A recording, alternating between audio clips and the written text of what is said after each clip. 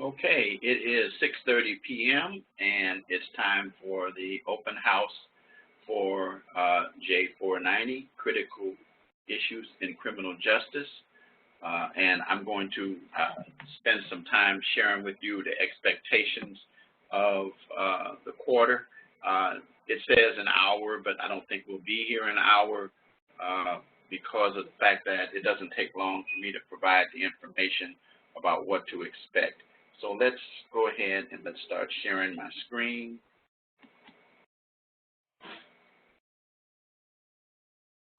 Okay, this is not what I want to share. And so let's go to, let's see.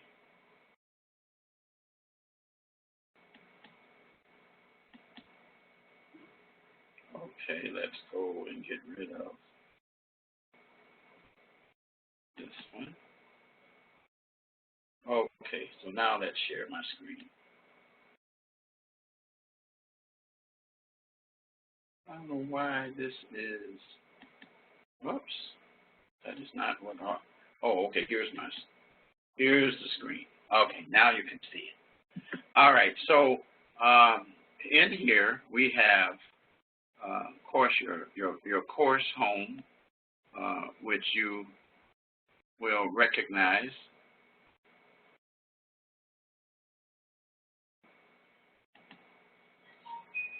And actually,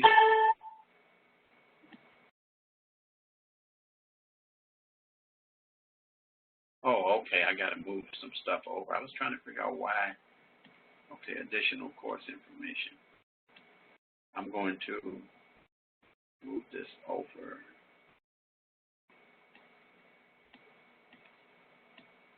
Well, actually, I'll move it over later. But anyway, you will see first your instructor information, and it tells who I am. It says the phone number, and then tell you that you can feel free to phone, text, or email me any hour of the day except the 25th hour of the day. In addition to that, I have some details which are going to be over on the other side when I switch them over. Let's see if I can. I should be able to. No, I can't while it's recording. So you have additional course information reminding you that you're required to conduct research for all papers. That means that the sole source of your papers can't be the textbook, or you will lose 2 points. You'll see this in this place, and you'll see it also on the syllabus. All written assignments should be in APA format. That means that citations in the body of the paper and references at the end. And now also I provide to you some points that will help you as students. Your advisors are your first point of contact if you have problems other than trying to reach out to me as the professor, but your advisors are very critical. They can tell you about issues like if you need to withdraw for whatever reasons, give you the deadlines for that, and also to provide medical leaves if you need those, or any other assistance that you need. If you have problems with your financial issues, again, that goes to them as well. And then we have some links that I added in here that will help you from the resource tab, and I put them in the additional course information to help you out to determine. We have a new setup called a peer mentor. We've always had tutors. We've had tutors for a while, but a peer mentor is new. The peer mentor is kind of like a big brother or big sister, someone who can guide you through as a new student coming in. Of course, though, in this class, you're not really a new student because many students have already completed many quarters before they get to this class. At any rate, you can still reach some students that can help you, even maybe some that have taken this class as well. I'm not really sure of that, But the peer mentor is someone who can guide you and help you as well. And then there's Student Success Guide. There's a link there that helps you to do well, and take time just to read these. The Library and Learning Center people, Suzanne Schreiber, the librarian, and Bethany Marston, the Learning Center coordinator for the School of Justice Studies, have taken a lot of time to put these resources together to help you as students to perform well in your attendance at Rasmussen College in the Criminal Justice Program. And then there's some frequently asked questions. Take time to look at them. You might find the answers to some of your questions. And then your writing guide, so that if you need help in writing. And it's very important that you just take a look at it, because you'll know where the resources are.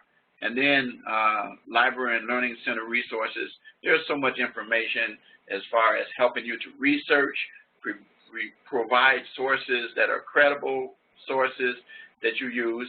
I always remind my students, never use Wikipedia as a reference or a source, because it's not a very credible source.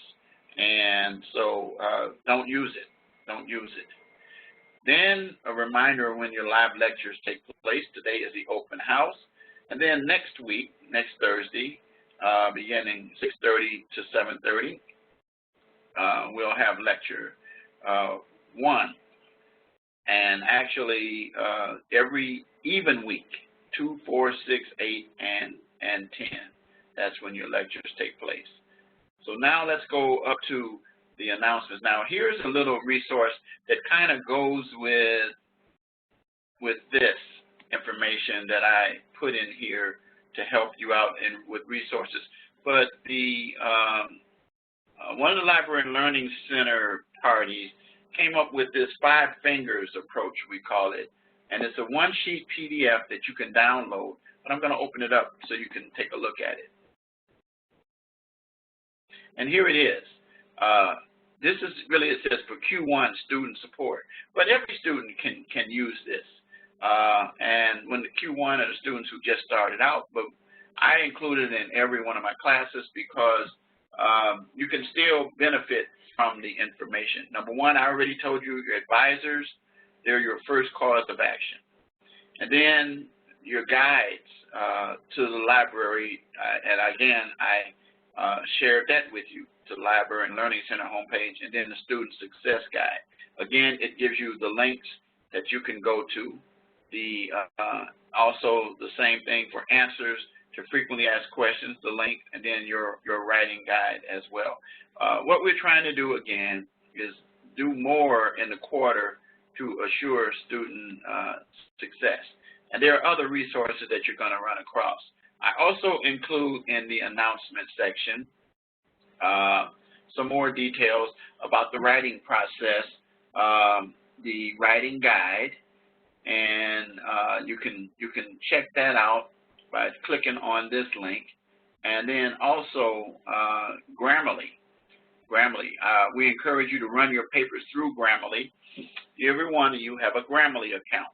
And the purpose for Grammarly is to check your grammar, but also to make sure that you are not overwriting, overusing your resources that you researched in your written assignments, that you balance that off with critical thinking. And you guys at this point know about critical thinking because you each should have taken a class in critical thinking. So you should be critical thinkers at this point because you're near the point of graduating from the school.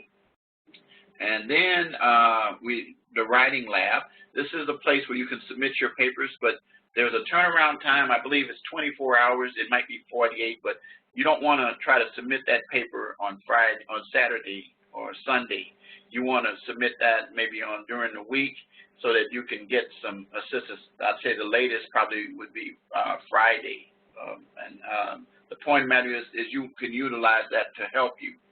And then make the corrections that when you submit a paper to us, make your corrections in your next assignment because you won't have a chance to redo the assignment. And then talks about tutors. We have a setup called Tutor Match. And with Tutor Match, you can set up appointments with students who actually are trained in dealing with APA and also dealing with Grammarly as well. Okay? So we have that. So then you got some more assistance for APA, which is critical. Very important that you look at this because your papers are going to be very, very much scrutinized to determine whether or not you're satisfying APA. And one of the main things that I look for is the citations in the body of the paper. They should be proper citations using the right format. If you cite a case, for example, a court case, I always tell the students to be sure to cite the full entire court case and the official court case, and you want to make sure you have that information. When you're citing a publication, there's correct methods given as well as to how to cite that in the body. Then your references at the end should be also match your citations. Sometimes students put citations or references, and you'll lose points, and you'll see that along the way. So APA is very important. So as we move down further, we have other announcements. For example, we have the welcome announcement. You've already seen that, and it tells you what you need to do. Now, trust me, every one of these points that we stress in here, you need to pay attention to and follow them in order to be successful and do well in this class. So read your announcements.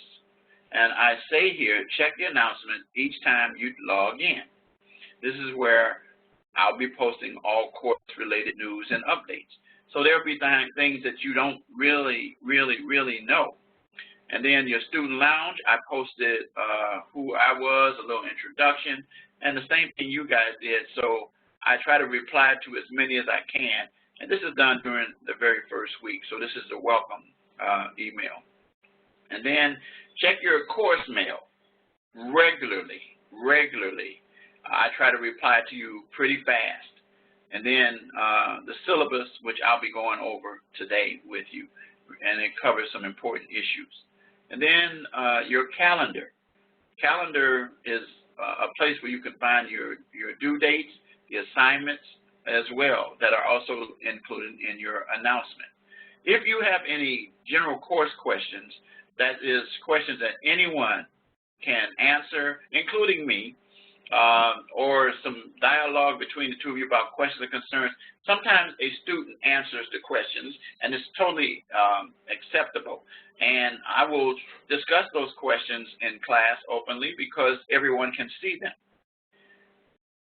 Then the resources tab, I've kind of helped you a little bit about that with some of the sources that I've embedded into the course already.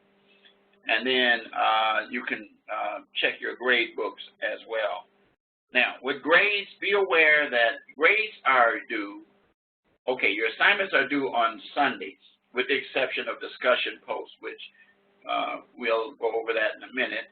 But your written assignments are due that Sunday. So your grades generally should be back to you by that following Friday. But sometimes I don't have them back because I have so many, but I try to get them and work on them over the weekend and try to get them back no later than that Monday so that you'll be aware. I have nearly 100 students that I have to grade every week, everybody. And so I give full attention to all of your grades, and it's important.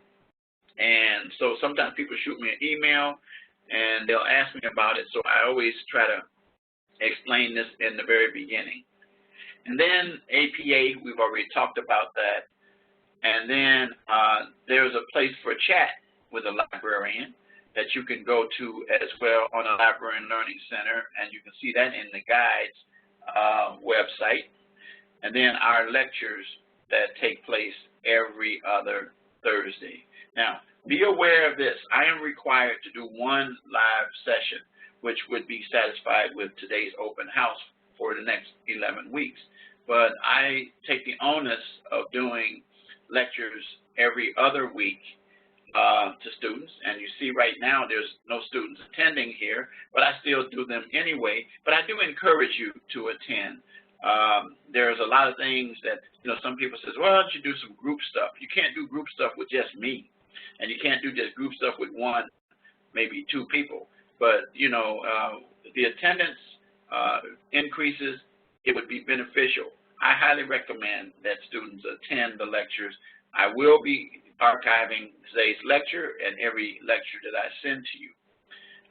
Should an emergency come up, I will also, in place of it, provide you with a pre-recorded lecture that I did for the simultaneous week that we have here, but that will be very rare. I think I did that one time last quarter. And so, and then the location of the class, and it gives it right here, and then you have it on your other portions of the first page. And then I tell you to check your Get Started folder and then print your syllabus. If you have technical problems, such as with your books or anything, contact personal support. They're 24/7. The phone number is at the bottom of almost every page in your module, but you want to make sure that you save that number, because if you have a problem, you want to call them first if it's a technical issue. So now, let's look at what we got here for week 1. So week 1, and every week you'll have critical issues in criminal justice will be presented today, and then I give you the assignments that are from your book, Visions for Change, Crime and Justice in the 21st Century. And then there's some sections in the module. In this instance, it's critical issues and technology bring solutions and problems. And we discussed those during the lecture.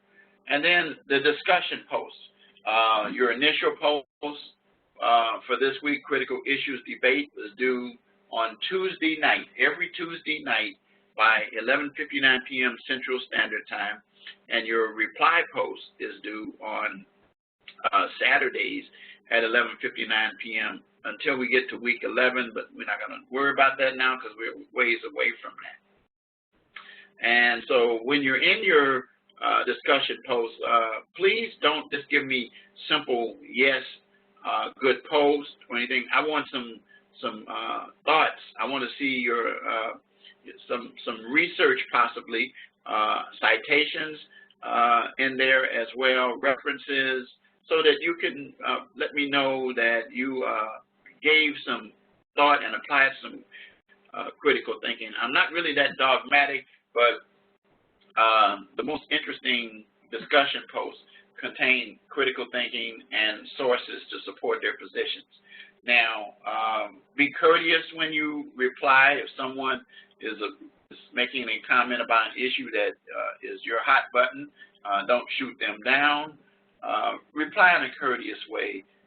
We're going to respect each other in this class.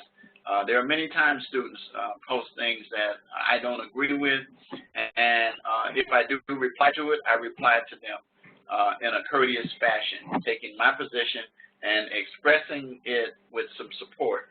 And then the other thing is, do not be afraid to reply to more than one post. It makes the discussion forum more interesting as well.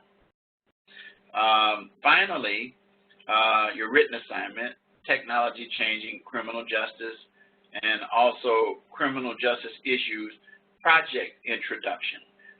We're going to go over that in just a few minutes. All written assignments are due by Sunday, 11:59 p.m. Central Standard Time, as I said. And then a reminder about the open house. And then every announcement will have this little blurb: let's start strong, finish strong. My motto, adversity is the springboard to success, and I'll just share a little bit about that at the very end. So now let's get to the syllabus. The syllabus. I want to spend some time going over the syllabus. The syllabus, again, gives my name, my phone number, gives some email information. That is actually my personal email, not my personal, but my school email has no "to" in it. But the way that this course is set up, if you send me an email within the course, that's the system, that's their default, but you don't have to remember that email address. And then also a reminder what I told you earlier about research and losing 2 points, and about APA. Again, that's another place that you'll see it. You'll see it in one more place on the syllabus. And then, again, it shows the text, and it explains the requirements for this course. I've already talked to you about discussions, so I'm not going to repeat that. This is an 11-week course, and then I've already given you the due dates and things like that. Okay, and so we talk about APA and explain what it stands for, American Psychological Association, and explain what it is and why we use it. And then your schedule, which I've already gone over you about when your posts are due. Your assignments will consist of reading, your discussion assignments, your written assignments, as well as your critical issues course project, which you will work over a number of weeks on. And I provided you earlier, I emailed you with the rubrics for each of those assignments. Each one is graded independently. And then here's that reminder, again, about using sources other than your textbook for your papers. Now, let's look at the grading, how it's broken down. So it's a total of 610 points. Discussions constitute 220. Perfect score for discussions for the week is 20 points, 10 points for initial post, 10 points for reply post, which constitute, look at the portion that this constitutes, 36% of your course. That's over 1/3. Then your written assignments constitute another 24, close to 25%. But then your course project constitute 210 points. So these top 3 are ones that you're going to focus on a week-to-week basis. The ACAT achievement test is not graded, but for taking it, you will receive 30 points. It's not graded, it's an assessment, and don't worry about that until we get to week 10. I will provide you with the details on that, for a total of 610 points. So here's the deal. Every one of my students, my goal is to keep you in the top 5 points, from A to B minus. Now, the key is to do the assignments well and maximize your points. I want to say this from the beginning. This is my cutoff for really trying to talk to students and help you. Never call me or ask me, what does it take to get a C in my class? I will not answer you because I don't believe in producing C students. Students can do that all by themselves, and you don't need me. And certainly don't call me as 1 or 2 students every quarter does. What do I need to do to just pass to get a D or a D minus or a D plus?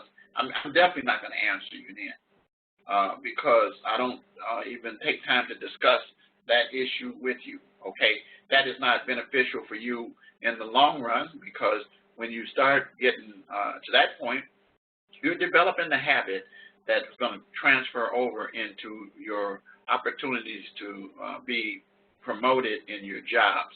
You want to shoot for excellence. If you were shooting at when you get to firearms training, as I've done that before because I was a police officer for a while, my goal was to hit dead center in that target. And as close to that I got, the better I felt and knew I was doing my job. Same thing as if you're doing bow and arrow archery. You want to hit that bullseye center, dead center, as much as possible. So A is dead center, A minus is kind of right at dead center, and then you start to move away. The further down you go, all the way till you get off of the chart, which is an F, and then this is like the very edge of the chart. You don't want to be there, and you don't want to be where everybody else is. Mediocre students are C students. I can tell you this, that I went to grad school. I became a lawyer. I didn't have a C average. If I had, I never would have been accepted into law school. And so if you want to, further your education, which is a good idea because it provides opportunities. Like now, I'm 67, I'm retired, I'm able to teach criminal justice because I have a Juris Doctorate degree. There are some people who don't, but there are a lot of things that I know and learn that benefit me, that make it possible for me to live a pretty good life. So your education is key and how well you perform. Get into the habit. Develop good study habits. Let's move this out the way. Put this back up here. Okay. And then I will be active with you. I will answer course messages within 48 hours. One time a student in critiquing says that I never responded to them within 48 hours, and the school responded very quickly to me and said, we know that's not true because that's not your nature. I know. I never have been guilty of that. That's 2 days. I don't like my emails to have inbox full of stuff. I don't even have it on my private email like that. I go through frequently during the day, and I don't allow my emails to accumulate. I respond back. And then I provided my contact in the syllabus, and I already talked about the lectures. And then I'm active as far as class discussions. You'll see me make remarks to your discussion posts and reply and things of that nature. So if you communicate with me, as I already told you earlier, and you text me, please provide your first name, last name, as well as the course number that you're in. You don't have to have the section. But the point of the matter is that I have so many students, and I have all these phone numbers popping up. And like I said, you can text me. So let's talk about one of the things that we've discovered in our school is that we want our students to leave here proficient in the following transferable skills. And they're called transferable skills is because you transfer them from your educational experience to your real world. And so that means that what you're doing in this school, at least that's the commitment that Rasmussen has and all of us who teach have, is to make sure that you're not just learning information, but you're learning information that can transfer into the ability to be able to perform well in your chosen profession. And we've identified these things that are important. Communication, we know that is exceptionally important. You must be able to communicate in a professional fashion. You must be able to professionally provide things. You must be able to communicate in writing as well as oral communication as well. And it's very, very, very important that you are good at that. So we give you opportunities in these classes to learn how to become better communicators. Critical thinking, we already know about that because you've taken a class on it, but you know what that is, applying what you are learning from the sources that you discover, from the assignments, and from your research concerning the issues that you address in the assignment. Not just copying and pasting, not just giving me citations and references, but giving me some thoughts about your either opposing the information or presenting your side and presenting both sides. Sometimes you'll have some papers that you'll do that I said, I want the pros and the cons. And, you know, that's actually a good thing for you to learn how to do because it will turn you into a critical thinker. I am a natural critical thinker, being a graduate of a law school. We use this thing called the Socratic method. And the Socratic method focused us into the point that the professors didn't give us answers. They gave us a series of questions, and we provided the answers, which led to another question and hypotheticals and information and the various scenarios, and we had to explain in details. We didn't one of the lines that professors would use all the time is if you gave an answer that was too simple, they'd say, Mr. Wright, that was a simple answer, you are correct, but could you elaborate on it? And you had to do that. Well, when I became a lawyer and I was in court, I had to learn to do that, thinking on my feet, because things that would pop up, sometimes I didn't anticipate, but I had to be able to respond to represent my client in a proper fashion. Digital fluency. Everything's digital. When I started school, we didn't have any of that. When I graduated, in fact, from law school in 1978, there was none of this internet. There was no email. There was no cell phones. There was no Google. There was none of this stuff. We sat in a classroom, and we had these things called books, and they were big books, and we had to carry those around. But now you've got digital books, you got e-books, you got tablets, you got iPads, you got notebooks, you got desktops and all of that. Listen to me. I do want to say to you, when you do your assignments, I use my tablet and sometimes my phone to check information. But if I want to do some detail, like, for example, do some grading or something like that, generally where I can see the full picture, I go either to a desktop, which I hardly ever use, but I have my own laptop that I travel. I have my own personal laptop, as well as the college issues me a laptop, because I work primarily from home, but I work other places as well. The point of the matter is the digital fluency is critical and important. It ain't going nowhere. It's here to stay. And moving on up, you need to be fluent in that. When you get to employment, you're going to be using digital technology. Let's talk about diversity and teamwork. Diversity first, respecting the fact that there will be people that you will be engaged in that for various backgrounds, various ethnic groups, and various beliefs. They may communicate different than you. They may speak a different language than you do. You have to appreciate and respect those individuals.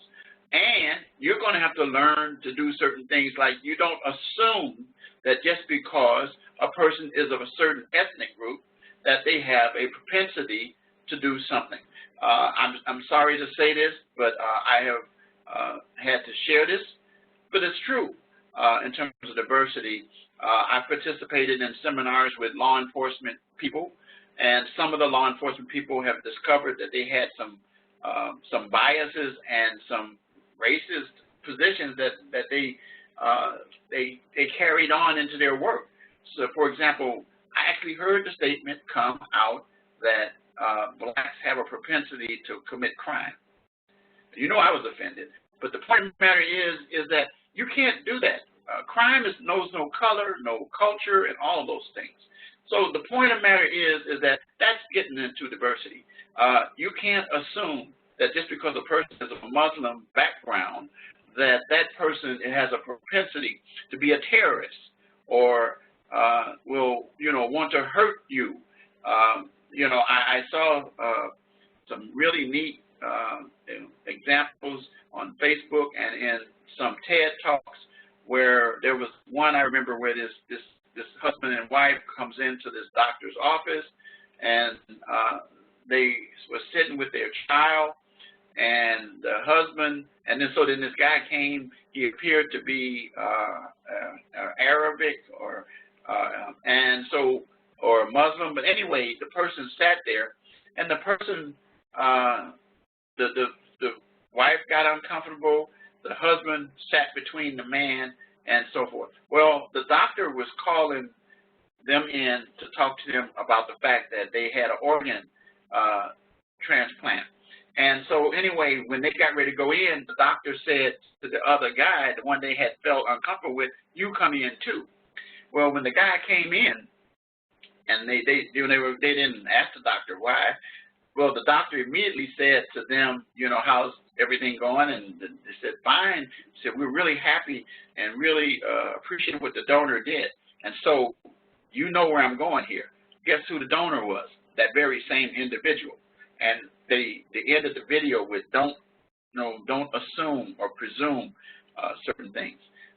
So there's a number of them. I've seen a bunch of them. So anyway, we want you to open your mind. We want to produce students who learn to accept the cultures of various people, and you can't be affected by somebody else's views. There's some political positions going on right now in our country. There's some issues about immigration and all of those kind of things. Don't buy into those things. I'm serious, because they adversely affect your ability to be a fair person.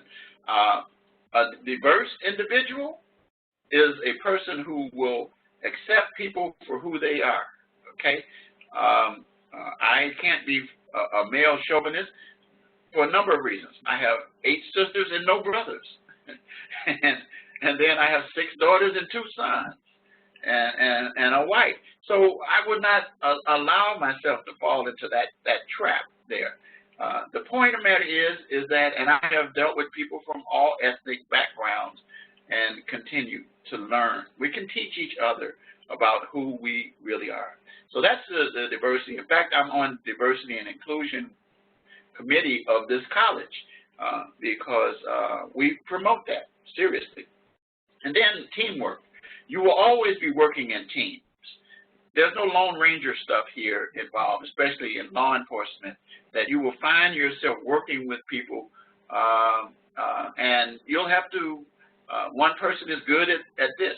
Like a basketball team, you got guards, you got a point guard, and then you got another guard, and then you got forwards, and then you got a center. So those are the 5 people on the court. Well, everybody has a different role that they play, but they work together. If you've ever seen a symphony has different instruments. There are different things that they play, and the sounds are different, but they blend in. If you're ever marching, and I was in ROTC, and we say you're on your left foot, and then you are on your right foot, you're throwing the team off. So anyway, the point of the matter is that teamwork is critical, and we try to remind you of that. I wish we could do more teamwork in these lab lectures. I have one student that's with me right now. I wish I had more students to come, and I try to do everything I possibly can to get students to come out. One of the things students will ask is it required? And I ask the question, you're the one spending the money for tuition. You have an instructor who's making themselves available. I know there are things that happen, but it's good to at least show up. Even if you show up late, show up and can't stay the whole time, it's okay, because I will videotape and archive it and send it to you. But the point of the matter is that we can exchange better if we're doing that. So anyway, then dealing with ethics. I have taught ethics in criminal justice. I have taught ethics in business and ethics in medicine at the college here. I believe that one of the best things for any profession is to hire ethical people. And one of the problems that we're having in law enforcement is that we have some people that like to bend the rules. They like to, do the short and fast way. They like to, they get too emotionally involved. They don't operate with good practices. And if you violate your ethics in school, you could end up being kicked out of school. And then further down the road, if you don't get caught in school, if you continue with that mode, oh, I made it past school with it, then you get out in your field and work it, and you're going to run into some problems. And in criminal justice, there are instances where people have perjured themselves or either did something wrong, shook down drug dealers, or they have been the ones, instead of serving and protecting, they've been the ones who have been creating the problems. If you're a correction officer, abusing the inmate, or either allowing the rules to be bent, where you sneak things in. I've had as an attorney defending a few correction officers who did dumb things. And, you know, they really, and they lost their jobs and pensions and benefits. So ethics is very critical, very important. And then, of course, your professional responsibility, the standards that are set forth in the industry or field that you work in, you want to abide by them. I always believe in paying attention to the professional organizations that go with the position I was in. When I was a practicing attorney, I was a member of the National Association of Criminal Defense Lawyers. I was active in the Cook County Bar Association. I was active in the Chicago Bar Association, American Bar Association. I was active in those things. We had a Black Law Students Association. I was active in that. The point of the matter is I try to get involved in things that will benefit me to perform well in my chosen field. And then the last thing, informational literacy. You need to be able to find information. It's very important. So you'll have the opportunity to demonstrate these in many of your assignments, because sometimes I don't understand why I'm doing this. Well, you could go back and you can look at, and you will find one or more of these transferable skills being embedded in the assignment if you really stop and think. I won't go over the attendance policy. I will take time to talk about the late assignment. As you should know, let me move that up some more. As you should know that you lose 10% of your grade for every day that you're late. And that has nothing to do with the rubric or any other, how well you do the assignment. I've had students to do assignments that were like A papers, but because they submitted them like up to 7 days late, you could lose 70% of your grade, and you end up with 30%. It's because of that. Now, I am very liberal when it comes to that kind of thing. I don't like to see students who really do good work get bad grades. But what I do tell you is that I do, and it says it here, instructors may waive the late penalty in the case of extenuating circumstances as determined by me. I don't like students who try to patronize me or use it or misrepresent to me. I just had a student to tell me that she had a loss in her family this first week, and so she said, you know, do I need to provide you proof? I said, no, I don't want proof. I believe what you're saying. See, guys, here's the deal. We have to operate on the basis of believing what the other person is saying. And again, if you are ethical, you're going to tell the truth. Truth is going to be your foundation. And I can tell you, truth will take you much further than lies. Lies will take you in the wrong direction.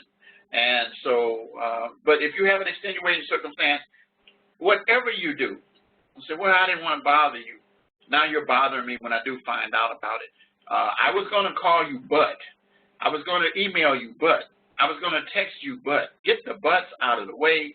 Just do it. I'll manage it. Don't worry about it.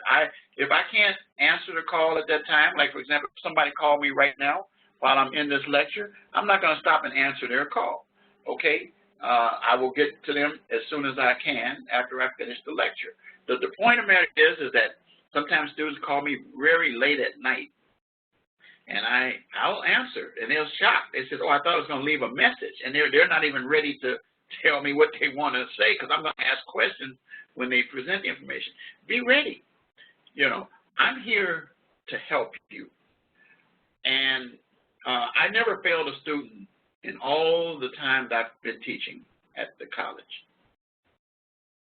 There are students who have failed who have been in my class, but I didn't fail the student. Students fail themselves. And, you know, and somebody said to me, well, you know, that's kind of a harsh statement to make. Nope, that is not a harsh statement to make. You're spending good money. You need to be maximizing. You know, okay, when you go to the store, do you want the person to give you the worst of the product? No, you want the best of the product.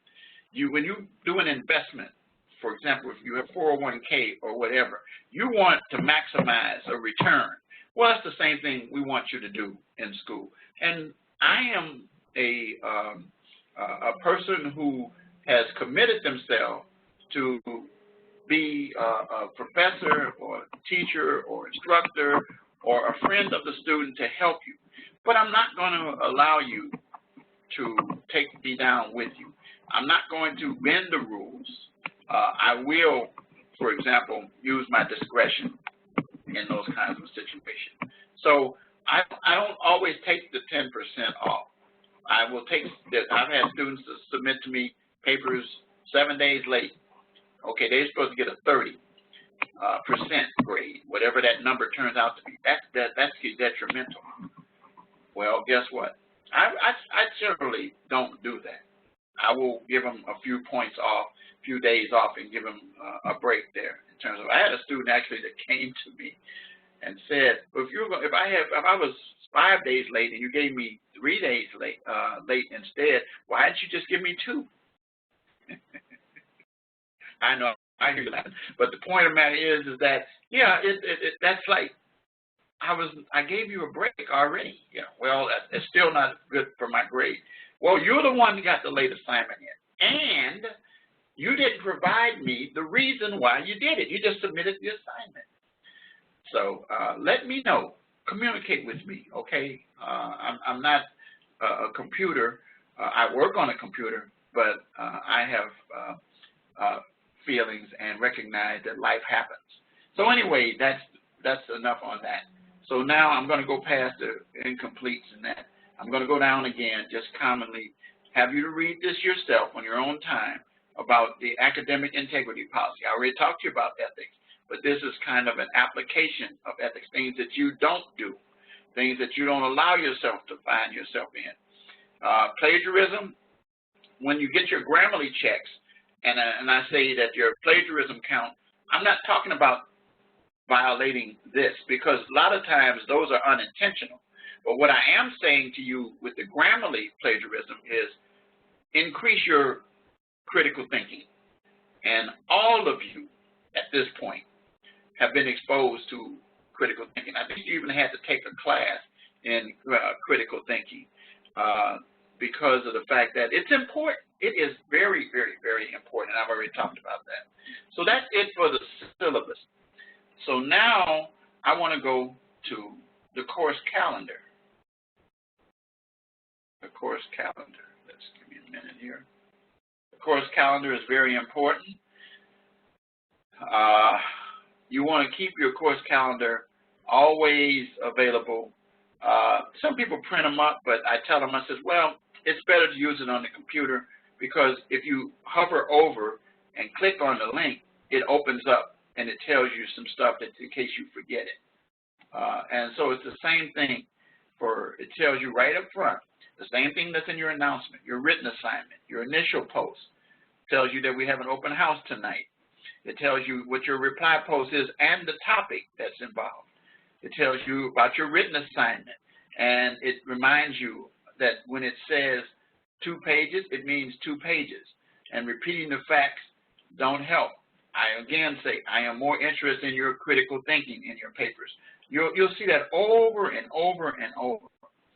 So this week we have the project, and I tell you to read the details for the expectations of the project. The information given presents what is expected to do well in completing the course project.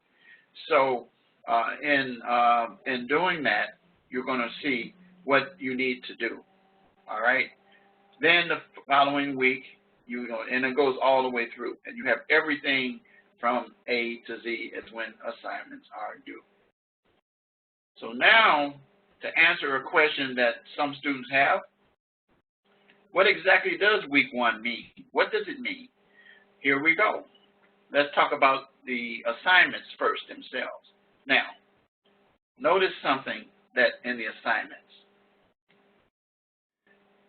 Do you see anything about the project in the assignments that are written to be turned in?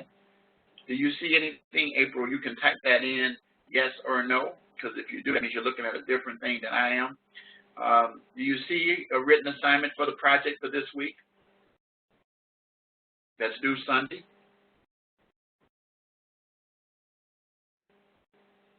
There, you can type in your chat box. I'll see it.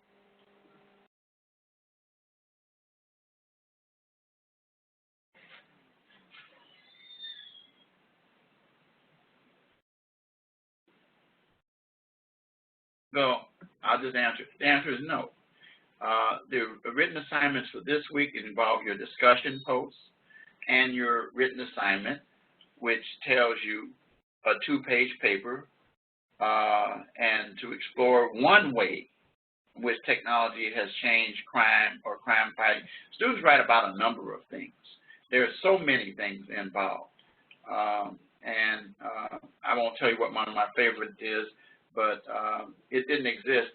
Well, like I said, when I was practicing, there was a lot of things that came in much later. So the bottom line is that these are the assignments that you have that are due on this is the only one that's due on Sunday. This one right here is, your discussions are due Tuesdays and Saturday. So now let's go back, and now let's look at what the content of the lesson is. And we talk about what the objectives at the beginning of every week. And you'll see those and you can read those. And then it lists your actual assignments, your reading and tells you what chapters to read. I already provided that. Critical issues, what are they? Now, I'm going to show you where you find that. You find that under this Lessons tab. And then questions, technology brings solutions and problems. And then your discussion post, and then your written assignment. Now, here, introduction to your criminal justice project. This is what you're learning this week, and we're going to end near talking about that. Well, one other thing we'll do after that. But here's some critical issues. You take a look at that, and every week you'll have something, and it explains some critical issues, and it gives you some ideas or fields or area. This is not an all-inclusive. And then if you read the course schedule or if you read the calendar, you'll see how we are covering many of these issues. And some of these issues are things that you, or one of them, you'll decide to maybe do your paper on, or maybe it is not here. Critical issue. These are some critical issues that we've kind of identified and thrown out to our students. And so then you got this little exercise thing that you can do, and you will complete this. Now, you're not going to get graded on it, but here's the answers I want you to go with. And I'm going to ask you, April, are you there? Because I had asked a question and you didn't answer. Are you there?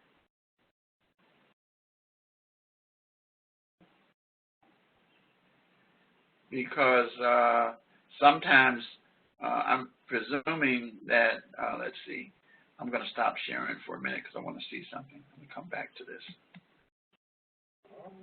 Let me see if she has, nope, she can't hear me because she hasn't activated her audio.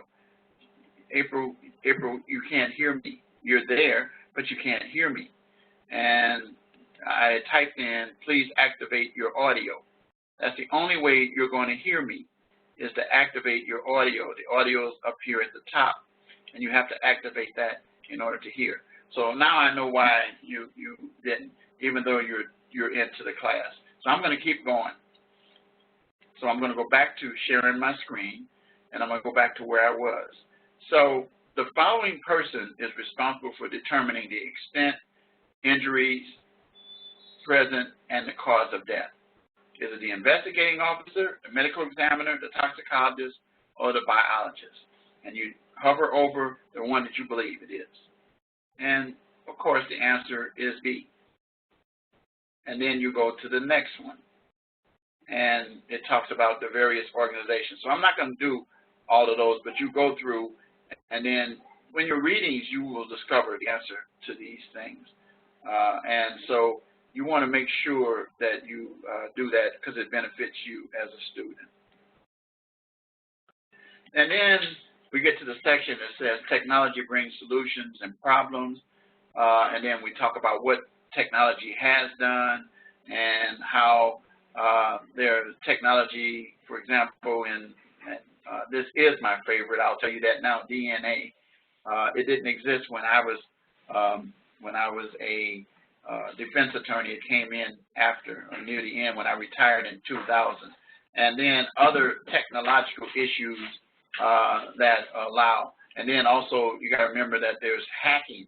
If you have a Facebook page, you know exactly what I'm talking about, hacking, identity theft, child pornography over the internet, high-tech larceny. And so the internet has brought some good things and some bad things out, but it has revolutionized criminal justice. So now let's talk about the critical issues project. Now, first week, you're being introduced to it. And it's going to be assignments for, look at this, those that are highlighted. Week 2, week 4, week 5, week 7, week 8, and week 10. Those are when actual assignments are turned in. But notice the ones that are not. This is introducing you to it, and that's what we're doing today. Next week, you're going to choose your critical issue embedded in, and by the way, while I'm saying this, your assignment for week 2, you don't know what it is yet because you can't see it yet, but it says choose your critical issue, but you'll have the details given by Friday. Every Friday, we roll out the assignments for the following week.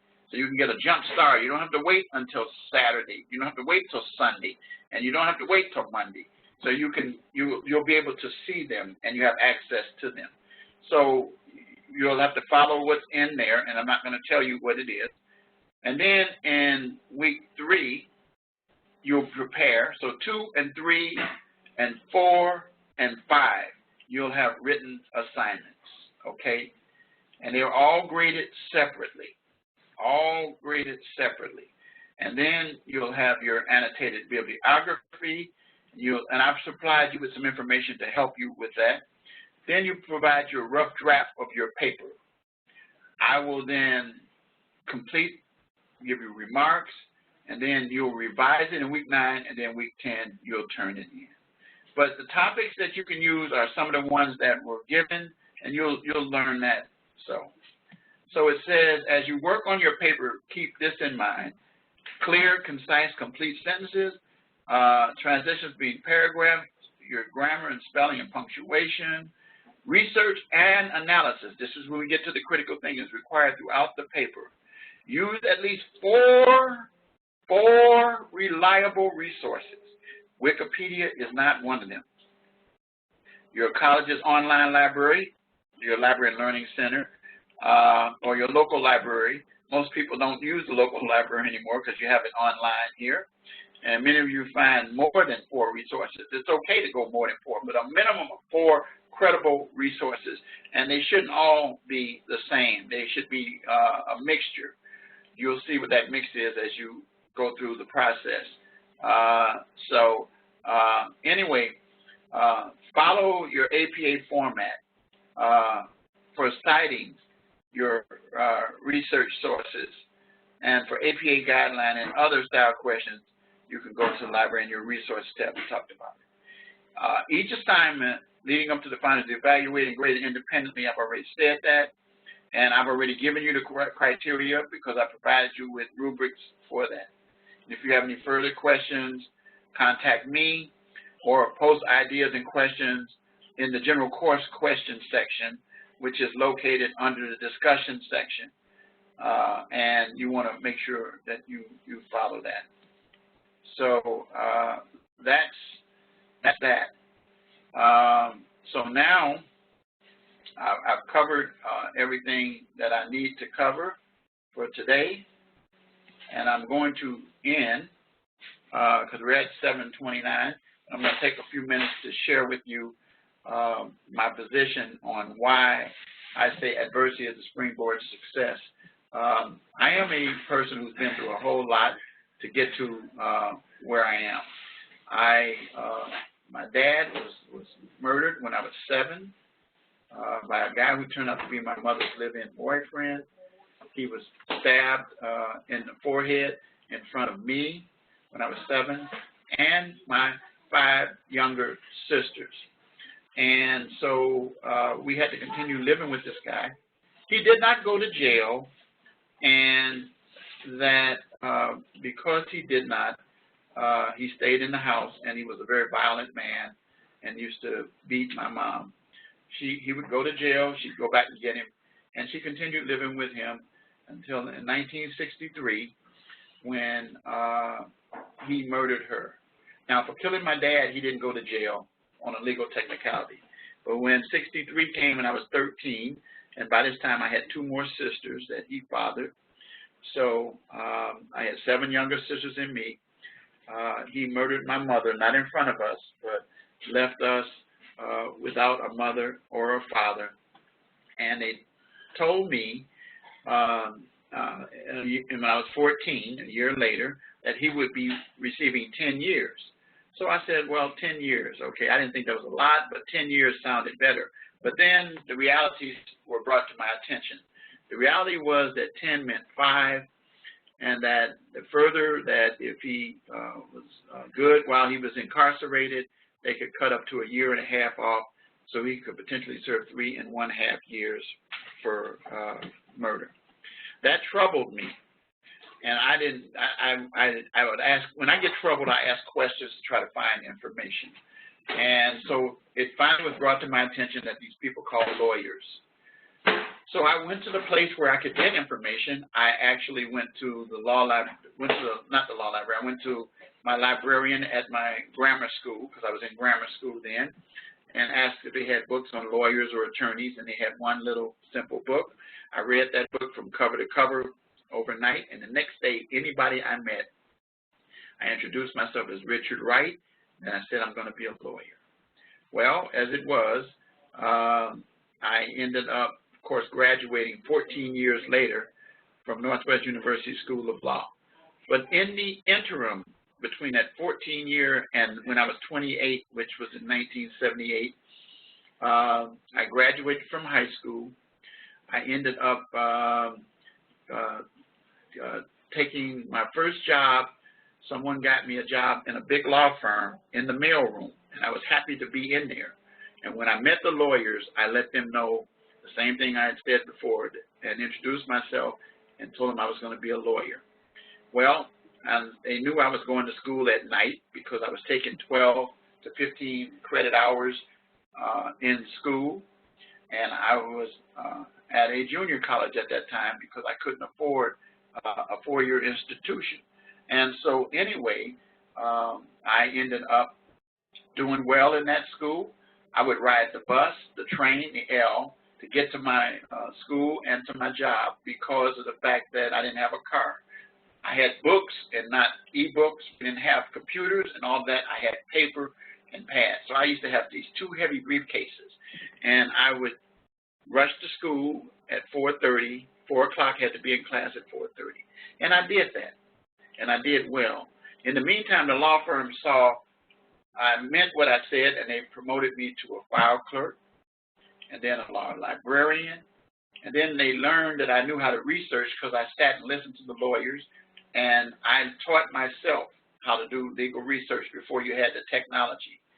And I learned what trained librarians knew.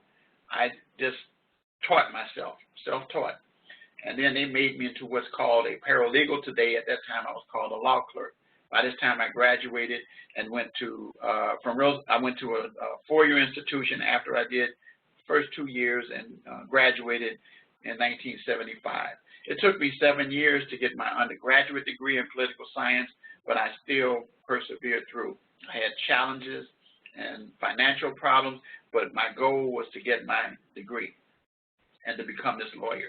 So I got accepted in the Northwestern, and when I got there, I met a gentleman whose son was my classmate. He was a lawyer at that time, a criminal defense lawyer, and I shared with him my story, and he took me to the courthouse and helped me get closure by getting me all the particulars about what really happened. with my mother's case and with my father's case. And then he talked to me. And so I ended up, of course, graduating from the law school, but he imparted some wisdom into me. He says, if you want to learn about the criminal law system, be a defense attorney, which sounds kind of funny with what I went through, but I ended up becoming a defense attorney, represented people who committed murders and other crimes. The only crimes I couldn't represent people in were domestic violence cases or rape cases. I did one rape case where a guy was charged with raping a young lady that was his ex-girlfriend, and the deal was he wanted to go back to his wife, so she tried to cry rape. But the judge, with one of the rare times I did a bench trial, the judge was a female judge, found him not guilty, and knew what exactly happened. But generally, I did pretty well with those cases. I ended up going back to the big law firm, and then worked with them for a while before I became a criminal defense lawyer. And then I left 2 years out of law school in 1980 and started working with some guys, and then started my own practice. The key thing is that I had all kinds of things happen while I was in law school. By the way, I had children. First 2 children were born while I was still in junior college. And then we ran out of money. I studied by candlelight. I ate cans of beans and all kinds of things. We didn't have a microwave, so it was just really, really tough. But the point of the matter is I had something I wanted to do. Well, I ended up doing well, practicing law. I did radio advice over the radio airways. I represented many people successfully. I did not just criminal, I did entertainment, sports, radio, TV. Along the way, I ended up becoming the village attorney in a town that was pretty tough. And they told me, they says, I wanted to carry a gun. They said, you can't unless you are a police officer. So I didn't want to be a street cop, but what I did was I took the training that was necessary. They offered the courses, and the first one I got was to qualify to carry my firearm, certified by the state of Illinois as a law enforcement officer. And then I took further training in various topics, such as investigations, crime scenes, and all kinds of stuff. I did all of that.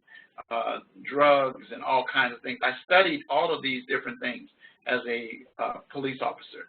And then with the department being corrupt, a new chief was brought in, and they asked me to be the internal affairs investigator, and I took over the internal affairs. So I did all kinds of stuff, all those different things. And I made my way through. And when I graduated from law school, my 3rd daughter was born in 1978, and then since that time I have 5 more kids that are born. And so the bottom line is that I had to still take care of a family and work my way through school. I later went to seminary, 91 and 93, Master of Arts in Religion. I still owe them 1 paper, but I did the classwork that needed to be done. The fact of the matter is I persisted with my education. And so then I ended up retiring when I was 50 in 2000 and pursue a career in ministry, and then I taught special education. I did some other businesses as well. The fact of the matter is though I still kept my eye on. And then in 2011, I came to Rasmussen College and began teaching, and have been there ever since. I've been the state program coordinator of the School of Justice Studies, and so I keep climbing up the ladder because I want to learn. When I first came, I taught residentially, and then they said your program's going online, and I said, oh my God. So I had to bring myself up to speed, go through training and intensive training to keep my job and move forward. And now I'm very comfortable at what I do. All that to say to you guys, that is why I say adversity is the springboard to success. If you go through something to get to something, you're going to run into some problems. But don't let them stop you. And they may slow you down, but don't let them stop you. It took me 10 years to get a law degree and a bachelor's. It normally takes people 7 years if they go full-time. So what? I didn't care. There were people who started school with me and were out and operating and making good money, and I was still in school. That's okay. Whatever you need to do, complete it. And I always wanted to be the best, and I wanted to continue to learn. And so that has rubbed off on me in my teaching, and I pass it on to you guys. And I continue that in the vein. So that's all I want to say for tonight. I'm going to say good night. I will be sending this out to you between tonight and tomorrow, and you will have the link, and you can go back and listen to it and look at it, and it'll answer a lot of questions that you might have that if you don't look at it. So I'm going to say good night. Hope to see you next week for our first lecture, which will carry on with what's in week 2 when we go through that. Okay, good night.